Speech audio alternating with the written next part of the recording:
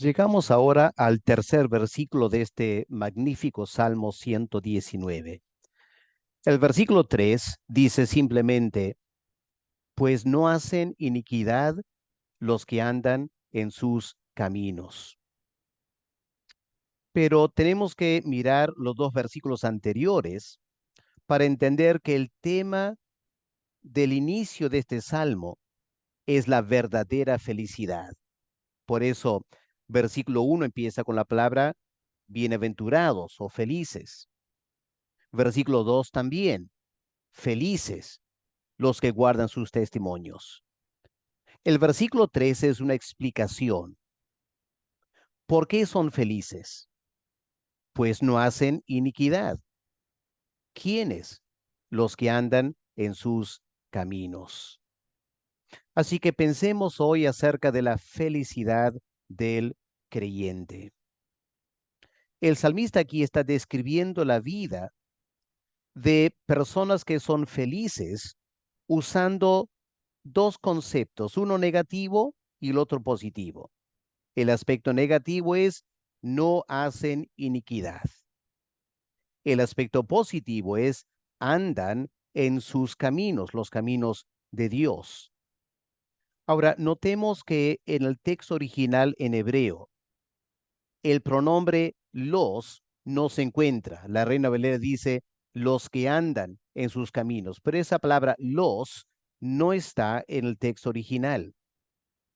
Lo que el salmista está haciendo en versículo 3 es simplemente dos afirmaciones, sin vincularlas. Habría que leerlo, no hacen iniquidad, andan en sus caminos.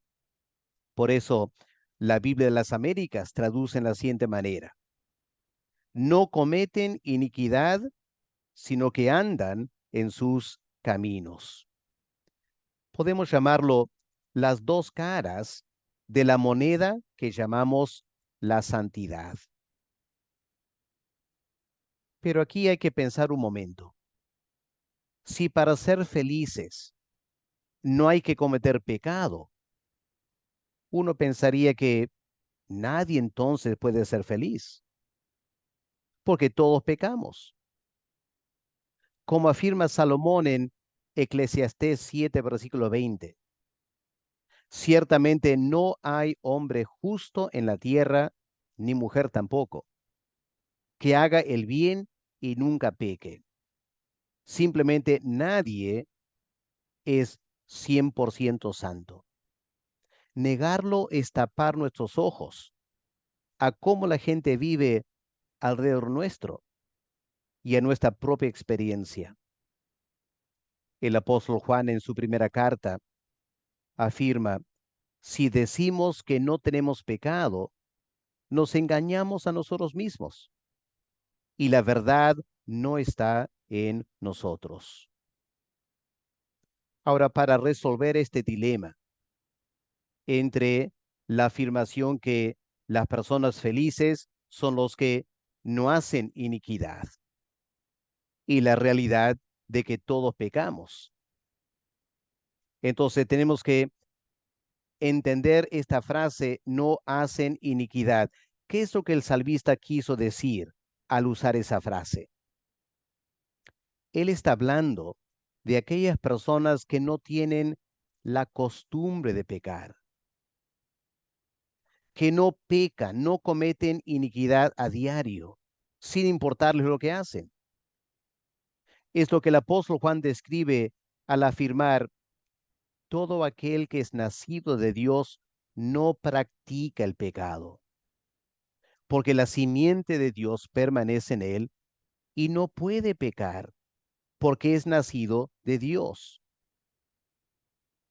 Claro, el verdadero creyente es muy consciente de sus pecados, pero los odia, no quiere pecar, no es su deseo hacerlo, más bien anhela vivir en santidad.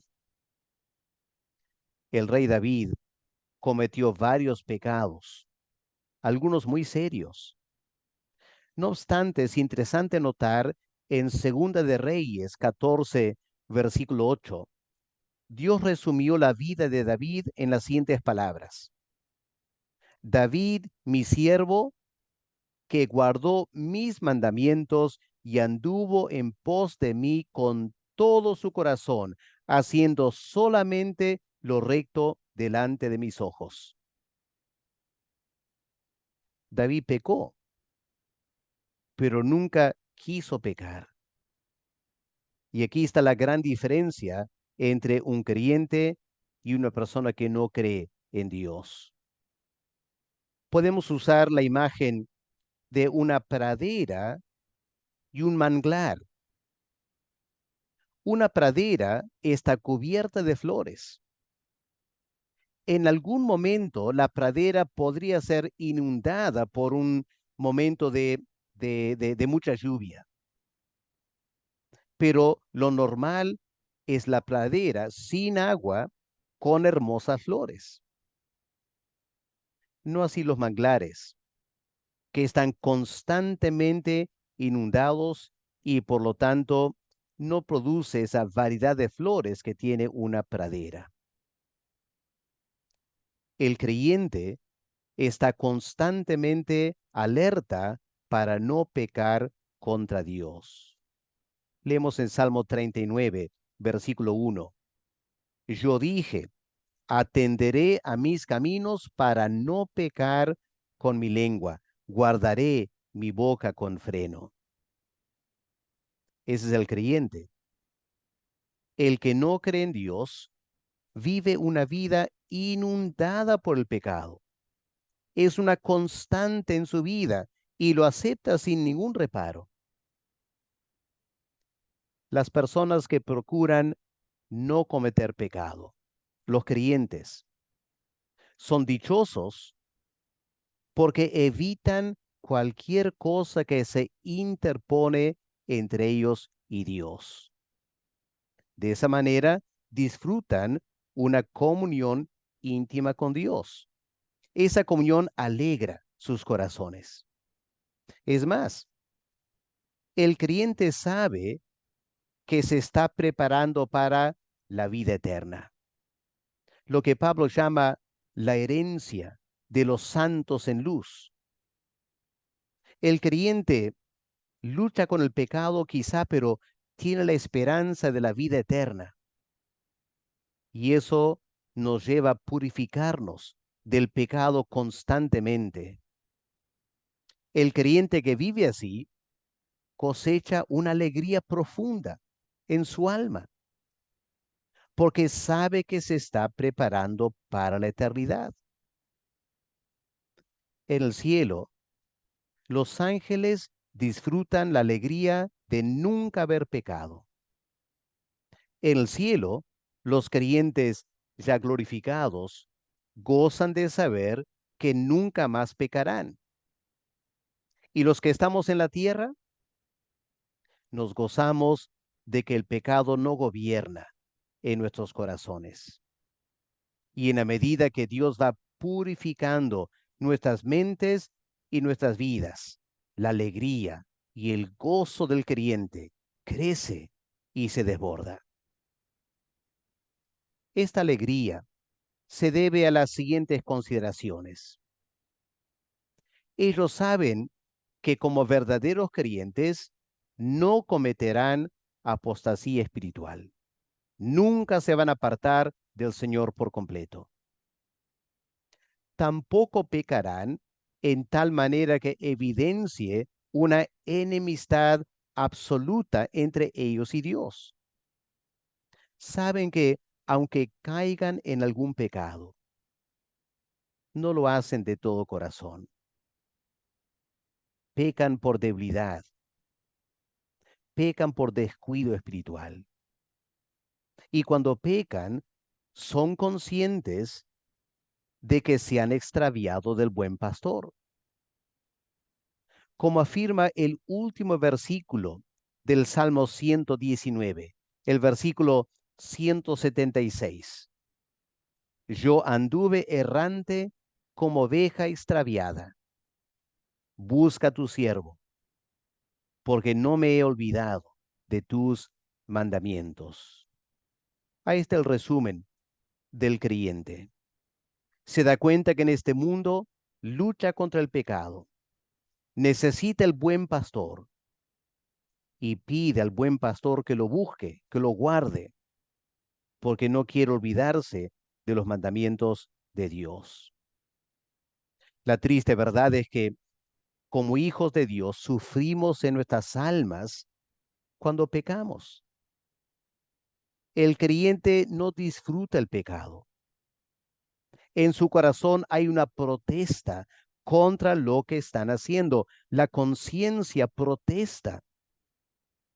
Es más, el creyente no puede descansar en sus pecados. Inmediatamente que ha pecado, hay un deseo de arrepentirse, ¿no es cierto? De pedir a Dios perdón, expresa su anhelo de no reincidir en ese pecado. Cualquier pecado le hace que tenga más cuidado. Pide a Dios mayor gracia para no pecar. El rey David, por ejemplo, ¿cuánto aprendió de ese momento triste en su vida que cayó en el pecado de adulterio y el homicidio? ¿Se acuerdan las palabras en Salmo 51, versículo 6? David dice, en lo secreto me has hecho comprender sabiduría. En lo secreto, es decir, en lo íntimo de su corazón y su alma. Dios le hizo comprender sabiduría. ¿Qué aprendió? Bueno, David aprendió en lo más íntimo de su ser que David, a pesar de ser rey y profeta y un hombre conforme al corazón de Dios, aún David podía cometer tales pecados. David aprendió que al cometer pecado se pierde la alegría por un tiempo y que necesita arrepentirse para disfrutar otra vez el gozo de la salvación. ¿Cuánto aprendió David por ese pecado?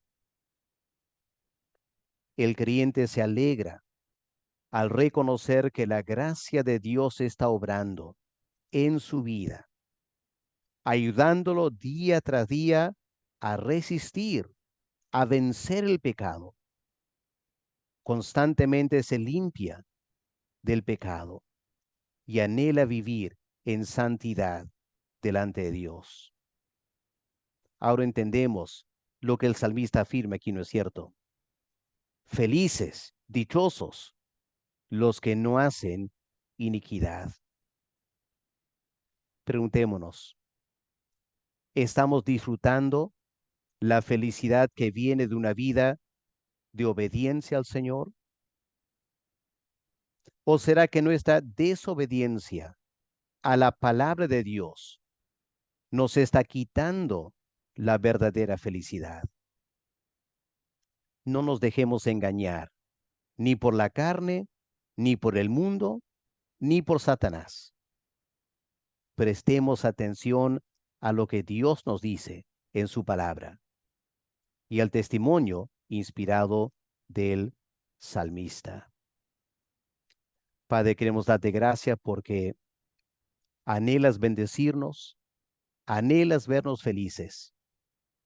Y en este gran Salmo 119 nos das muchas pautas acerca del camino a la felicidad. Y hay que reconocer, Señor, que cuando andamos en obediencia, nuestros corazones se alegran al saber que estamos en comunión íntima contigo. Cuando oramos, nos sentimos tranquilos. Cuando leemos la Biblia, cuando vamos a la iglesia, escuchamos con gran alegría tu palabra. El pecado nos quita esa bendición. Por eso, Padre, pedimos que tú nos ayudes a andar con mucho cuidado espiritual, alerta a las diversas maneras en que Satanás trata de tentarnos, poniendo de nuestra parte para no cometer pecado, para que así cosechemos el gozo y la alegría de vivir en tu presencia y ser un buen testimonio aquí en la tierra. En el nombre del Señor Jesús te lo pedimos. Amén.